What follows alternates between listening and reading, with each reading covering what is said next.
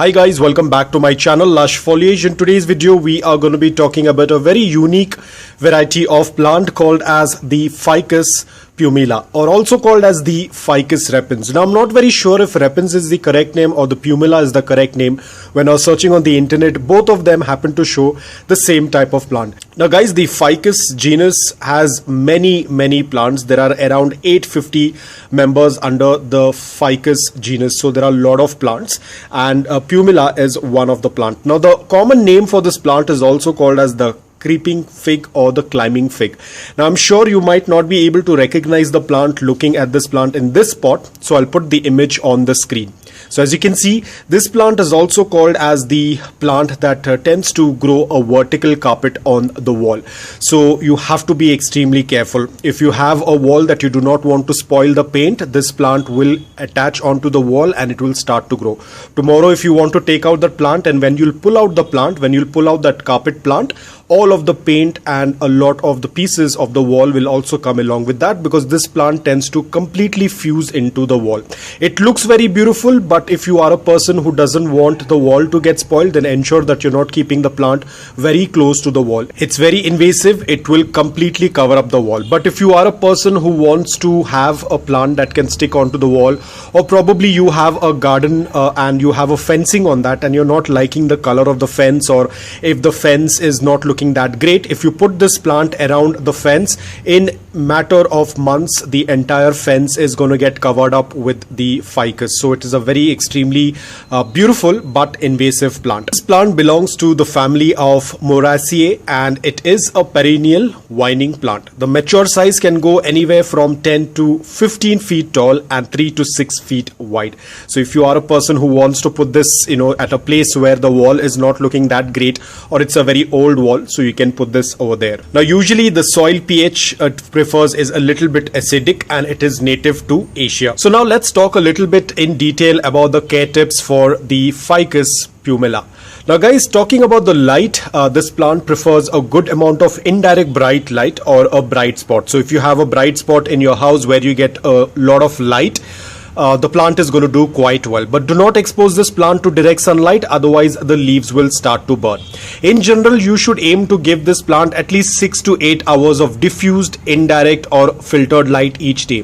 They can also survive in low light only for a short period of time. If you want the plant to grow healthy, do not keep it in a low light condition, because if you're going to keep it completely in a low light condition, then over the period of time the growth of the plant will be very slow. Apart from that, the leaves will also start to fall. So ensure that you're keeping it in a spot where it gets indirect bright light or bright light throughout the day. Now talking about the soil, this plant prefers a very well draining soil mix, so you have to ensure that you are making a soil mix that tends to drain out all the excess water. So you have to have a pot that has a drain hole.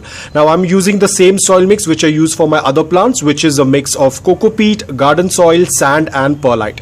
Perlite is going to make the soil mix very airy, sand is going to make it very porous, so when you tend to water it, the excess water can flow out. We are adding a little bit of coco peat so that there can be slight moisture in the pot, because this plant prefers a very slight amount of moisture but not soggy wet soil.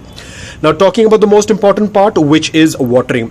Now keep your plant slightly moist at all given point of time, but do not let the plant sit in soggy wet soil, or do not let the water stay in the pot, because if that happens, then the plant will have root rot. Ideally, summer is their growing season, so at this point of time you have to do your regular watering whenever the soil is dry. If you tend to see that couple of inches of the pot of the soil is dry, you can go ahead and water it during the growing season, which is the summers. Even though during summers the soil tends to dry faster, so you have to water it accordingly. During winters you can cut down on the watering, because this plant kind of goes into a partial dormancy, so every day or every alternate day watering is not necessary. Whenever you feel that the soil is completely dry, only then go ahead and water. But ensure guys, this plant is not a drought tolerant plant. It can easily get dried out, so do not keep the soil dry for a very long time. Talking about temperature and humidity, because this plant belongs to a tropical environment, as we've said, it's native to Asia, so it prefers a slightly moist environment and a little warm environment. That's why it starts growing during the summer season, and winters, when it's little cold, it tends to go into a partial dormancy. Now this plant would prefer a little bit of humidity. An average humidity is absolutely okay, so you can grow it outdoor as well as indoor. You can also keep other plants around so that it can increase the amount of humidity, and if you are a person who lives in a very dry place, then it's always better to invest into a humidifier. You can keep it in the kitchen, you can keep it in the bathroom, because it prefers a little bit of humidity, so it's absolutely fine. Now talking about fertilizers, while this plant is not a very heavy feeder, if you're going to add a little bit of liquid fertilizer during the growing season, which is the summer, the plant will do quite well. Even if you do not add fertilizers, it's absolutely okay, the plant will still do quite well.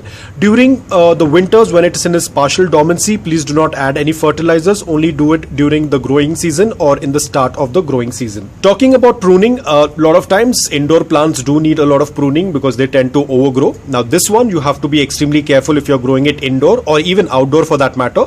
You do not want to keep it too close to the wall because it is going to attach onto the wall. If you feel that this plant is overgrowing, you can always chop it off. It kind of starts to trail out of the pot because it is kind of a creeping plant, a vining plant, so it starts to fall out of the pot. If you want, you can even use a trellis as well for this plant. Now talking about pest, the ficus is vulnerable to varieties of pests like aphids, mealybugs, scale insects, white flies. So it's always better to identify this issue at an early stage. If you happen to see there are any mealybugs or any aphids, always go for any organic solution that you have been using for your other plants. Now guys, as I said, the most important thing of this plant is it can damage your walls if it's very close to the wall, so ensure that you're not putting it very close to the wall, otherwise it will damage the paint. Apart from that, do not keep it in direct sunlight, otherwise the leaves will start to get burnt. Last but not the least, is this plant toxic? Yes, this plant is toxic. It contains sap, or it contains the plant milk when you tend to cut it. If that sap comes in contact with your skin, and if you have delicate skin, it will irritate your skin. This plant is toxic to humans as well as pets if the leaves are ingested. So if you have small kids or pets in your house, then ensure that you're keeping this pot or this plant away from their reach. So guys, that's all about it. I hope that this video was helpful to you. If it was, please hit the like button. If you're new to my channel, please consider subscribing to it. Until then, take care, stay safe, and keep planting.